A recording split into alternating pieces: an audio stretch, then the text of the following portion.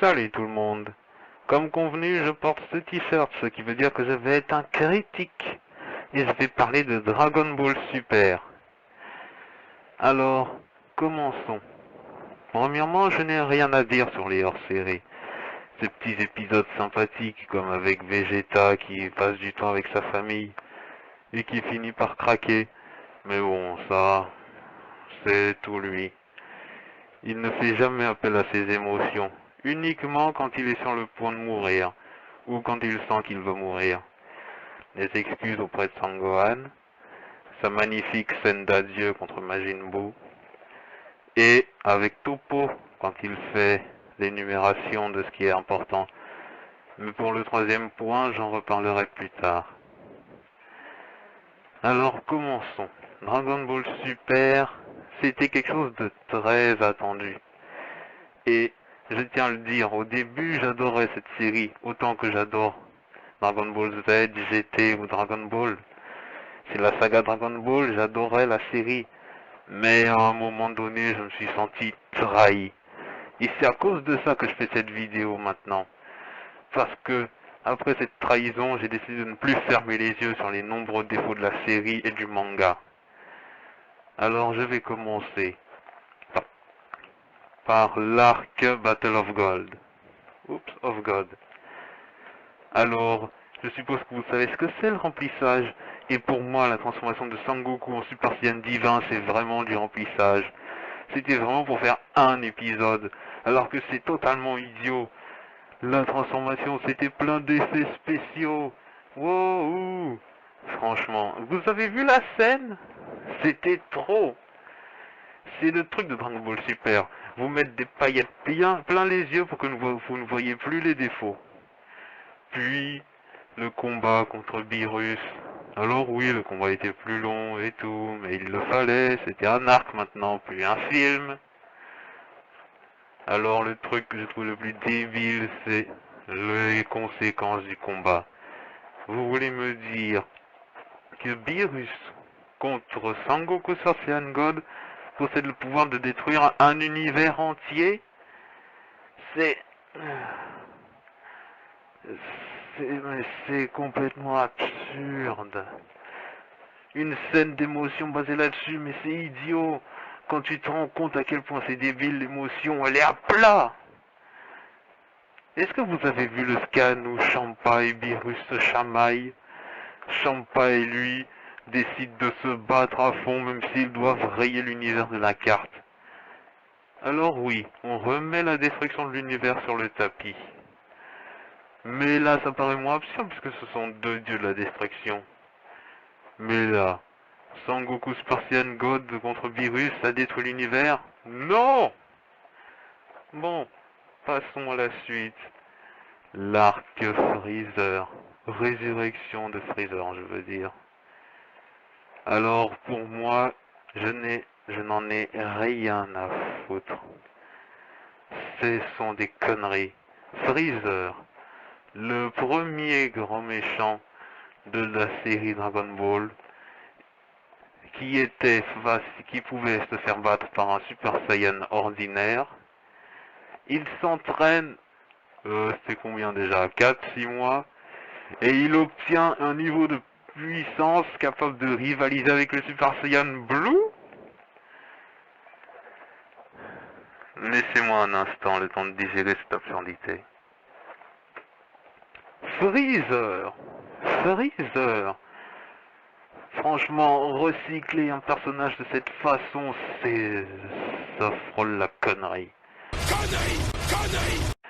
Tout ça parce qu'il voulait un truc tape à l'œil. Alors, le Super Saiyan Blue, je ne pense pas que c'est à cause de ça qu'il a été mal accepté. Mais c'est à cause de comment il a été initié. Quand il a été initié dans la bande-annonce, on a vu Vegeta en Super Saiyan, ou plutôt transformé en forme divine de couleur bleue. Beaucoup de personnes se sont dit que c'était sa couleur, Goku est rouge, Vegeta est bleu. Mais en fait non. Après avoir vu Sangoku, on se dit, ah bah c'est le divin, le Saiyan divin en Super Saiyan. Et le quiproquo est le suivant. Comment ça se fait que Vegeta ait atteint cette forme, puisqu'apparemment il ne maîtrise pas le Super Saiyan God. Le Super Saiyan divin est une forme qui ne s'obtient pas en s'entraînant. C'est un rituel Saiyan. 5 Saiyans au cœur pur donnent leur pouvoir à un 6e Saiyan au cœur pur qui devient Super Saiyan divin. Et après ce rituel, le Saiyan qui est devenu un Super Saiyan divin peut le redevenir, car le pouvoir reste en lui. C'est comme ça qu'on le voit dans le film. Mais Vegeta, qui n'a plus les rituels, obtient ce pouvoir. C'est pour ça que le Super Saiyan Blue était si mal accepté, parce qu'il était très mal introduit. Je le redis encore. Freezer, niveau Super Saiyan Blue, connerie! Bon, reprenons. Parlons un peu de Goku. Son Goku. Bon, vous le savez tous, en regardant Dragon Ball Super, vous l'avez vu, Son Goku est devenu débile. C'est vrai, on ne le verra plus ce Goku sérieux ou réfléchi au combat. Même si c'est vrai que ce n'était pas vraiment une lumière dans Dragon Ball Z. Après tout, son plan pour que Sangohan batte Cell, il y avait une grosse erreur et Piccolo lui a mis le doigt dessus. Mais vous le connaissiez, non, Goku dans Dragon Ball Z? Et puis ce regard sérieux, on ne le verra plus. Alors, je ne vais pas parler de Piccolo sur le moment, j'y reviendrai après. Oui, parce que quand Son Gohan est à nouveau en danger parce qu'il n'est pas assez fort et que Piccolo doit se sacrifier, je passe. Bon, continuons. Un mauvais point de Dragon Ball Super, c'est l'absence de sang. Vous l'avez remarqué. Je veux dire, on n'est pas assoiffé de sang, nous, à regarder Dragon Ball Z. On sait juste que les blessures sanglantes, ça montre bien que le combat est difficile. Non mais regardez, qui a l'air plus blessé d'après vous, hein? Sans les blessures sanglantes, ils ont beau affronter des adversaires puissants, je ne les sentais pas vraiment en galère. Passons à l'arc suivant. Avant ça, je vais dire, j'ai bien aimé le coup de pression paternel que Vegeta a fait à Trunks. L'apparition de Ginyu, je considère ça un peu comme du remplissage. Maintenant, je passe à l'arc combat entre univers 6 et 7. J'ai pas grand chose à dire dessus, si ce n'est que le test écrit, au fond, c'était plutôt idiot. Je veux dire, ne pas amener une créature sans cervelle? Dites-moi, dans un combat, dans un tournoi comme celui-ci, même si une créature n'est pas intelligente, mais qu'elle soit capable d'obéir aux ordres comme une arme vivante, est-ce que ce n'est pas l'essentiel? Parce qu'à cause de ça, ils ont perdu Majin Buu. Et franchement, Dragon Ball Super, c'est vraiment pas la série pour voir se battre Buu. Le test écrit, il le met out. Et quand on va au tournoi du pouvoir, Monsieur s'endort pendant des mois. J'ai vraiment ragé sur ce point parce que quand j'ai vu Boo qui était devenu svelte avec un peu de muscle, je dis svelte parce qu'on sait ce que c'est un perso musclé, je me suis dit, waouh, c'est sérieux, Boo il s'entraîne, il perd de la graisse, il gagne en muscle, ça va être énorme de le voir se battre. Mais non, c'était juste pour faire joli sur le moment.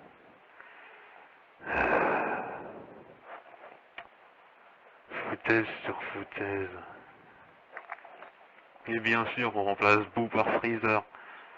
Bon, je n'aime pas Freezer, mais ça c'est un secret pour personne, hein. Je veux dire, tout le monde déteste Freezer. Vous le trouvez cool, mais vous savez que c'est un connard. Bref, on continue sur le tournoi du pouvoir. Là, je reparle de Piccolo. Qu'est-ce que vous avez fait de Piccolo dans Dragon Ball Super? Qu'est-ce que vous en avez fait? Frost, c'est un Freezer. Un Freezer classique. Ce Freezer peut être vaincu par un Super Saiyan normal. En gros, un Saiyan qui devient Super Saiyan sur le moment peut battre Frost. Et Piccolo, le Piccolo, le Piccolo qu'on a connu dans toute la série Dragon Ball Z, Pourquoi est-ce qu'il doit parier sur le Maken Kozapo pour battre Frost? Il est au-dessus d'un Super Saiyan normal. Mais vous êtes idiot ou quoi? Piccolo, le plus grand ennemi qu'il ait affronté et qu'il aurait pu vaincre à lui tout seul, c'est C-17. Et C-17 tape Freezer, parce qu'il se tape des Super Saiyans normaux. Piccolo pouvait très bien le battre, Frost, mais je pourrais dire qu'il voulait faire en sorte que Vegeta batte un Freezer pour qu'il se sente bien. Oh. Bon, passons. Laissez-moi une minute. En ce moment, j'ai une liste d'épisodes. Je parle de la série, mais comme je veux rien rater, je regarde la liste pour être sûr de de ne pas oublier de quoi parler, ou plutôt de quoi ronchonner dessus. Alors on revient vite fait. Je crois que sur cet arc j'ai tout dit. Je pourrais parler de Hit, mais je ne le ferai pas. Si je le fais, ce sera dans une vidéo. Du Super Saiyan Blue aussi, j'en reparlerai dans une autre vidéo. Je le comparerai au Super Saiyan. Et je ferai une future vidéo. Senseiya contre Dragon Ball Z. La Sega Dragon Ball. Parce que faut pas croire, mais Senseiya en fait, ça rivalise avec Dragon Ball. Je pense qu'on est bon. Bien. Maintenant, on va parler de l'arc Trunks du futur. Alors, Zamasu Black, je ne les appréciais pas. Et ça prouve qu'ils ont réussi leur méchant. Si vous détestez un méchant, c'est qu'ils ont réussi leur coup. Bon, alors, Primo, Goku contre Black. Alors, j'ai trouvé ça plutôt débile que Sangoku se batte en Super Saiyan 2 contre Black sans que Black se transforme. C'est vrai que Zamasu a le niveau pour se faire battre par un Super Saiyan 2 comme on l'a vu quand Goku l'a affronté. Et c'est vrai qu'on pourrait dire que comme Zamasu a pris camp de Goku, c'est l'âme de Zamasu, en gros son énergie, additionnée à l'énergie du corps de Goku. D'où le Super Saiyan rosé. C'est la forme Super Saiyan Blue avec l'âme diabolique de Zamasu. Je trouve une excuse à cette transformation alors que je suis venu gueuler sur cette série. Mais je vais pas gueuler sur le Super Saiyan rosé. Ils voulaient faire quelque chose de différent, ils l'ont réussi. Vous l'aimez tous, non? Le Super Saiyan rosé. Bon, j'ai parlé de Black. Alors, bon, c'est quand même dommage qu'il se soit fait battre autant. Pour la défense de Vegeta, quand il a été battu par Black, en fait, c'était uniquement par surprise. Black et lui avaient, disons... Bref, Vegeta rivalisait avec lui. On l'a vu quand c'était la scène avant que Black ne transperce Vegeta. Black voulait frapper Vegeta, mais Vegeta a arrêté le coup. Puis il a enchaîné sur des coups et Black a sorti l'épée d'énergie.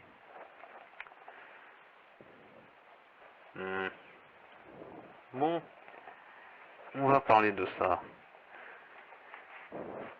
J'ai parlé de Vegeta qui n'avait pas le Super Saiyan divin et on nous l'a montré dans le scan de Dragon Ball Super. Scan 22, page 15 pour ceux qui veulent bien le voir. Alors, déjà, le manga a fait pire que l'animé. Premièrement, la fusion dans Dragon Ball Z, quand un Kaioshin fusionne avec quelqu'un, c'est pour toujours. C'est pour toujours. La seule fois où c'est temporaire et que je veux bien l'accepter, c'est quand ce sont deux mortels. Comme ça nous explique pourquoi Végéto a défusionné. Combat Bou Végéto aurait duré 1 heure, ça perlote. Alors, Pour ce qui est du manga, ils ont parié sur le délai de la fusion. Ils ont espéré que Zamasu fusionné défusionne. Et ça, c'était idiot. Parce que dans Dragon Ball Z, quand le Kaioshin que l'on connaît, le vieux, il est devenu comme ça parce qu'il a fusionné avec une sorcière. Et cette fusion était permanente. Alors vous comprenez que la diffusion de Zamasu fusionné est totalement absurde. Du coup, c'est pour ça qu'ils ont fait pire dans le scan. Dans l'animé, au moins, ils n'ont pas attendu que ça défusionne parce qu'il n'en est pas défusionné. Et en parlant de ça, ils m'ont vraiment agacé. Zamasu qui aurait l'énergie infinie, encore indestructible. Encore indestructible, d'accord, mais énergie infinie? Oh, calmos! C'est la fusion de Super Saiyan Blue, un Super Saiyan rosé, bon on va dire Super Saiyan Blue plus énergie Zamasu, avec un Super Saiyan 2. Est-ce que vous vous rendez compte de l'écart de puissance entre Végétaux Blue et Zamasu fusionné? C'est une simple multiplication. Zoi Black rosé fois Zamasu égale Zamasu fusionné. En gros, Super Saiyan Blue fois Super Saiyan 2 et Zamasu et Végétaux. Super Saiyan Blue fois Super Saiyan Blue. Alors on comprend. En parlant de végétaux, j'aimerais mentionner le Final Kamehameha. C'était une technique super cool, mais pour moi Dragon Ball Super l'a profané. Non mais vous l'avez vu, Zamasu se le prend en pleine tête et il s'en ressort comme si de rien n'était. Cette technique fut profanée. Alors dans le manga, la chose qu'ils ont aussi fait très mal, c'est ce qui restait. Parce que dans l'animé, ils combattent Zamasu pour sauver le reste des humains. C'est normal, c'est la résistance. Il reste qu'une poignée d'humains sur Terre, mais ils font tout pour les défendre. Mais dans le manga, il n'y a plus d'humains. Quand ils sont revenus, on voit Zamasu qui explose un bâtiment et Black leur dit « Ah bah il vient de tuer les derniers humains ». Est-ce que vous vous rendez compte du « et après » Prenons ça en compte. Si les Zamasu fusionnés s'étaient pas multipliés, si Sangoku et Vegeta avaient réussi à le battre, le méchant est vaincu, mais qu'est-ce qui reste? La seule humaine encore en vie, c'est Mai. Il n'y a que Trunk et Mai dans leur monde futuriste et apocalyptique. Il n'y a rien pour reconstruire.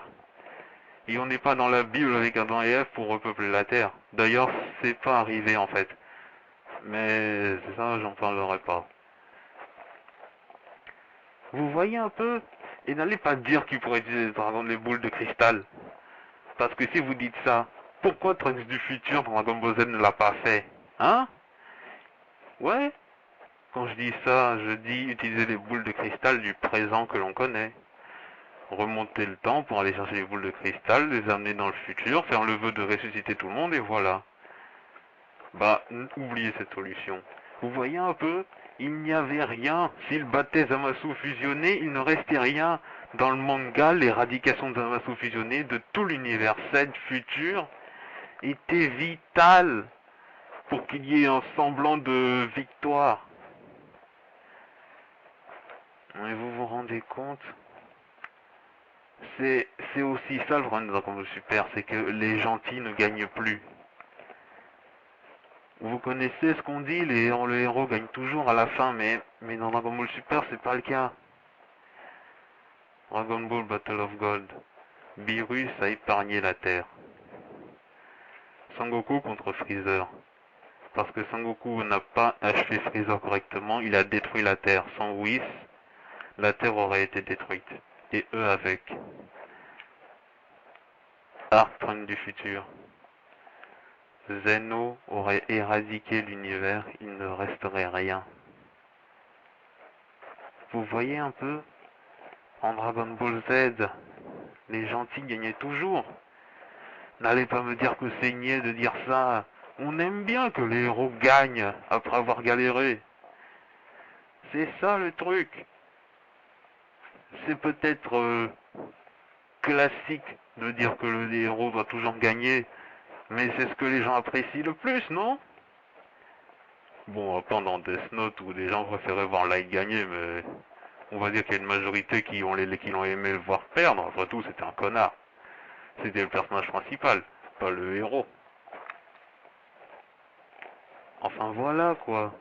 En Dragon Ball Z, Goku a battu Freezer, Sangohan a battu Cell, et avec Majin Buu, c'est vrai que ça a été sulfureux, et qu'ils ont eu l'aide des dieux, des Kaioshin, mais Sangoku aurait pu battre Majin Buu gros. Majin Buu bon, son nom original. Sangohan aurait pu battre Majin Buu purement mauvais. Gotrunks Super Saiyan 3 aussi. Végétaux aurait pu battre Majin Buu purement mauvais avec Sangohan et Gotrunks absorbés. Et pour Buu pur, le dernier Buu qui restait, si Sangoku et Vegeta avaient fusionné, s'ils n'avaient pas été égoïstes, ils auraient pu le vaincre. Ils ne voulaient pas dire les Potala, mais tout le monde connaît la fusion. Ah, tout le monde la connaît. Alors voilà, c'est pour ça que Dragon Ball Super est craint sur ce point. Les héros ne gagnent pas sans l'aide des dieux. Beerus y fait allusion, mais comme c'est avant l'arc tournoi du pouvoir, ça n'intéresse plus personne. Bon, ensuite, on va aller sur la Genki Sword. Elle n'avait pas assez de puissance pour vaincre Zamasu. Pour la Genki Sword, je ne tiens pas ça de moi-même. C'est quelqu'un qui m'est proche qui m'en a fait la remarque. Mais oui, elle n'avait pas la puissance pour vaincre Zamasu. Le Genkidama de toute la Terre avait assez de puissance pour pulvériser Buu. Buu pur. Mais une Genki Sword d'une Terre presque entièrement détruite, dont le peuple humain était peu nombreux, ce n'était pas assez, même avec l'énergie de Sangoku et Vegeta. Mais bon, c'était les paillettes. J'ai aimé la Genki Sword, mais depuis la trahison, je sais qu'elle n'avait pas assez de puissance. Finalement, on va arriver à l'arc tournoi du pouvoir plus vite que je m'en sais. Alors, l'arc tournoi du pouvoir. Je vais seulement dire que Ribrianne était chiante, mais ça, vous le savez tous. C18 n'a aucune volonté. Si Krillin n'est pas là pour l'encourager, elle est nulle. Elle a pu vaincre Ribrianne par l'encouragement de Krillin. Mais l'encouragement de Krillin l'a fait juste bouger ses fesses. Elle avait clairement assez de puissance pour la battre. Ah ben tiens, Krillin. Il y a eu tout un hors-série sur... je vais le dire comme ça. Pour lui redonner des couilles. Parce que Krillin était devenu, on va dire, trop heureux pour eux. D'ailleurs, c'est marrant ça. Ça a commencé avec Krillin qui a été blessé par une balle. Et c'est comme ça que Son Goku a décidé de lancer le tournoi du pouvoir. Parce qu'il s'était rendu compte qu'il avait été blessé ou égratigné par une balle. Et il s'est dit, bon sang, j'ai perdu en puissance, où est le tournoi du pouvoir? Mais voilà, tout un hors-série sur Krillin qu'on doit regonfler. Et au final, pour que ce soit le premier éliminé. Je m'y attendais. Mais bon, son Taioken x100 qu'il a utilisé contre un aveugle. Et au final, il se fait bolos tout bêtement. Pas de combat épique. On est d'accord que le regonfler, ça a plutôt servi à rien du tout. Alors, je vais voir un petit peu.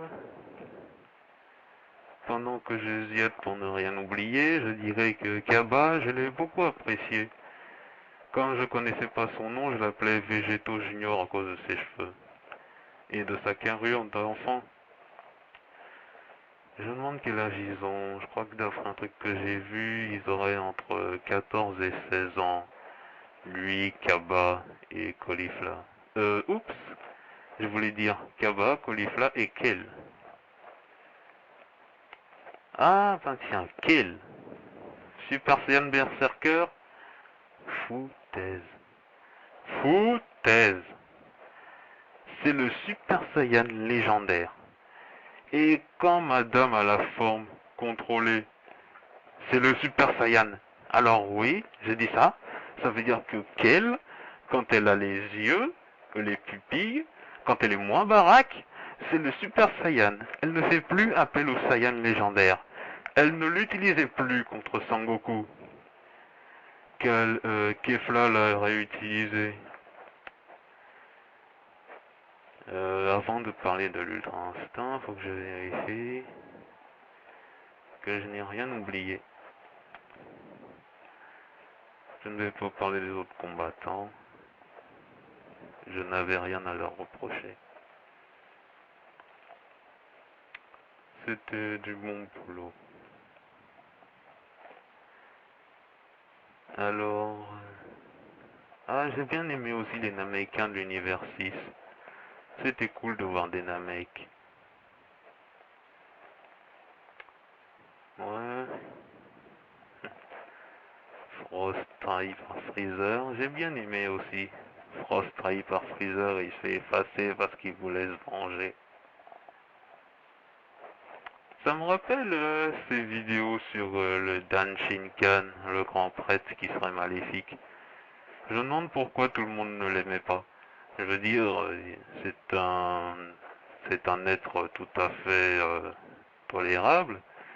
Il a l'air sympathique, il sourit, il obéit simplement aux ordres. Pourquoi quelqu'un qui sourit et qui est poli pour vous, c'est quelqu'un de malhonnête?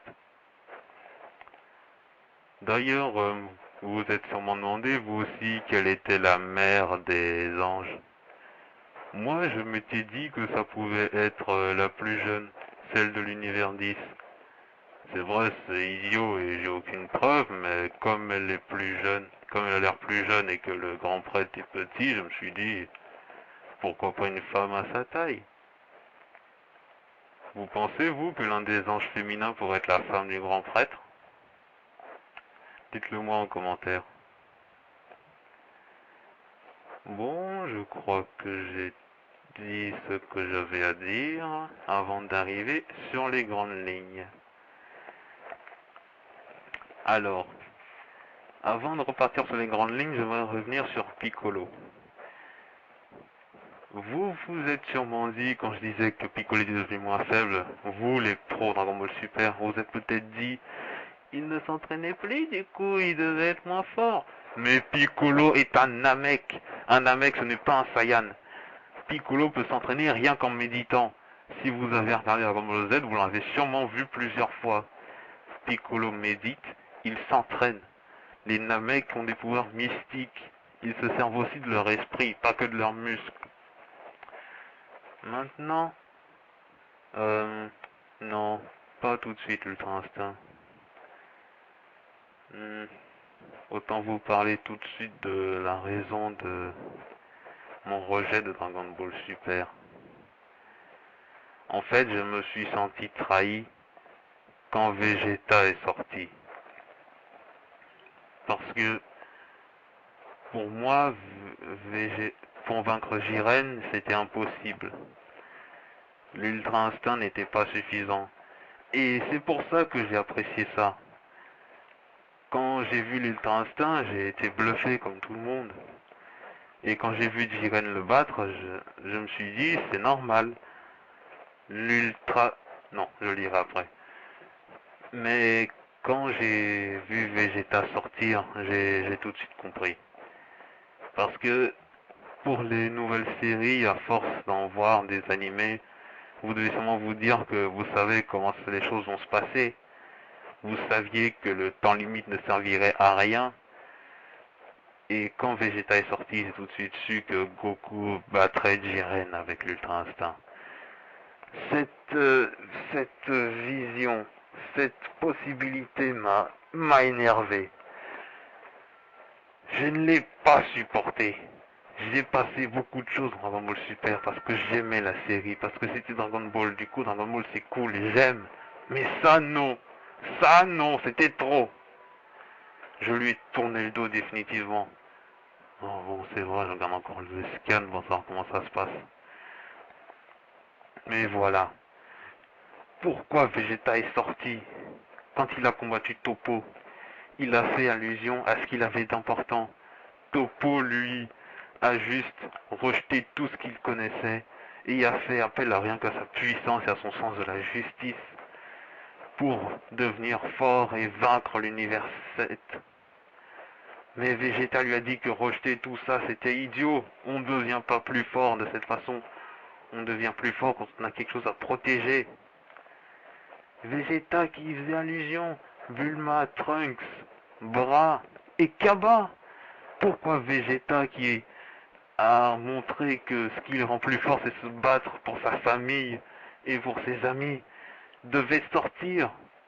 Pour moi, ça devait pas se passer comme ça. Je le savais en fait. Je savais que Gogeta n'apparaîtrait pas. Je voulais que Goku et Vegeta fusionnent et qu'un Gogeta Blue Ultra Instinct batte Jiren. Là, ce serait passé.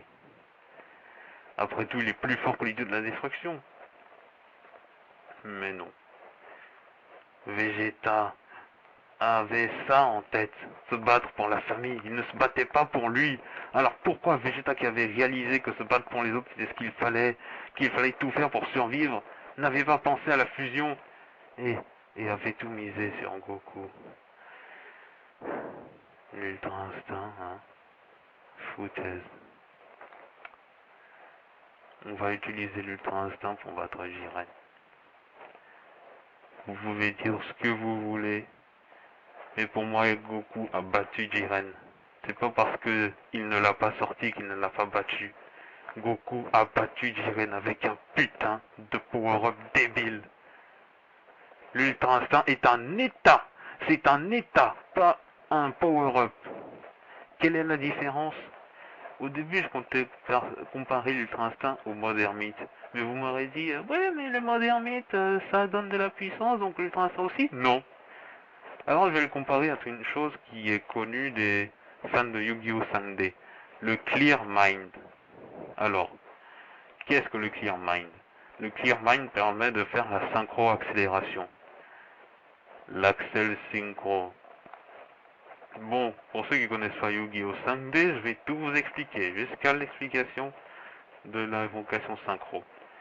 Alors, l'invocation synchro, c'est utiliser un monstre synchroniseur et un monstre normal qui ont tous deux des niveaux, et l'addition des niveaux invoque un monstre synchro du 10 niveaux additionnés. Alors, les monstres synchro ne peuvent être invoqués que pendant votre tour, comme les monstres normaux, ou les invocations sacrifices. Mais la synchro-accélération vous permet d'invoquer un monstre synchro pendant le tour de votre adversaire. Alors, le Clear Mind, comme son nom l'indique, c'est avoir l'esprit clair. Il permet de faire la synchro-accélération, et plus votre Clear Mind est évolué, plus vous pouvez faire évoluer votre synchro-accélération. Mais dans la série, ça se représente par des monstres. Je vous mettrai la scène du Overtop Clear Mind qui donne la Limit Over Axel Synchro. Et je ne vous mettrai pas la scène de la Delta Axel Synchro.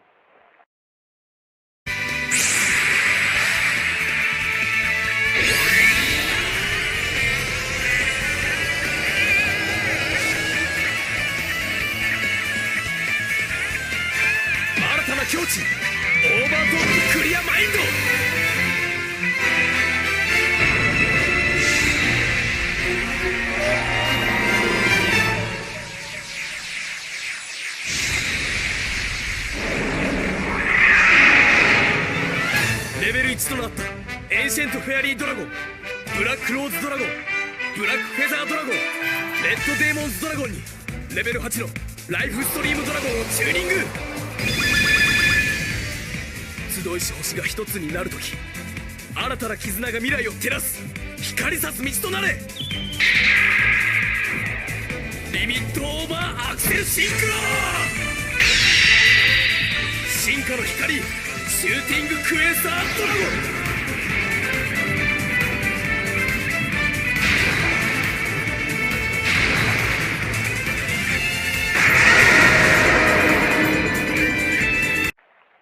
Revenons sur l'Ultra Instinct. Vous avez compris mon point de vue, c'est un état. L'ultra instinct est un état, il ne rend pas plus fort. Il permet de faire les mouvements instinctifs dont oui, ça bâchait Sangoku et Vegeta. Pourquoi un état le rendrait plus fort? Ça n'a pas de logique, pas de putain de logique.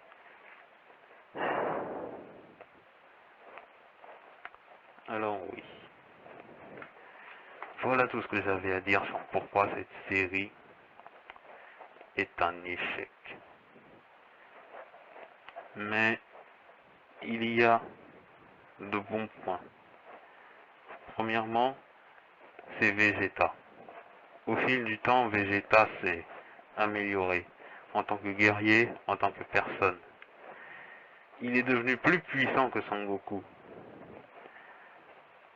Pour ceux qui se disent le contraire, je vous répète que non. Ceux qui appellent l'évolution de Vegeta son Super Saiyan Blue évolution, moi je fais appel à votre raisonnement en vous faisant vous rappeler de Dragon Ball Z, le combat de Vegeta contre Cell deuxième forme. Le Saiyan Dan, le Dansen, oh et puis j'ai oublié le nom japonais, vous verrez avec Mister Z. Le Saiyan à la limite du Super Saiyan 2. Et Vegeta, ça s'appelait Super Vegeta. Et c'est pourquoi j'appelle cette transformation que vous appelez évolution ou je sais pas quoi, Super Vegeta bleu. Oh, Super Saiyan bleu. C'est encore plus loser de le dire en français. Super Saiyan bleu. Super Saiyan divin, Super Saiyan. Oh, je crois que le nom de cette transformation est un peu naze. Bref, Super Vegeta bleu. Oui, Vegeta avait atteint son but, il était devenu plus fort que Son Goku. Et il le dit lui-même quand ils vont affronter Black et Zamasu pour la dernière fois. Vegeta dit, Goku demande Vegeta, tu prends lequel? Et Vegeta lui répond, celui qui te ressemble. Et là, Goku lui dit, t'as l'air sûr de toi. Et il lui répond, Vegeta lui répond, je suis supérieur au vrai toi, alors je ne perdrai pas face au faux. Oui, Vegeta était devenu le meilleur. C'est ça le bon point. Un meilleur guerrier, un meilleur compagnon d'armes, un meilleur père. Oh, quand il a changé de bras, j'étais bluffé.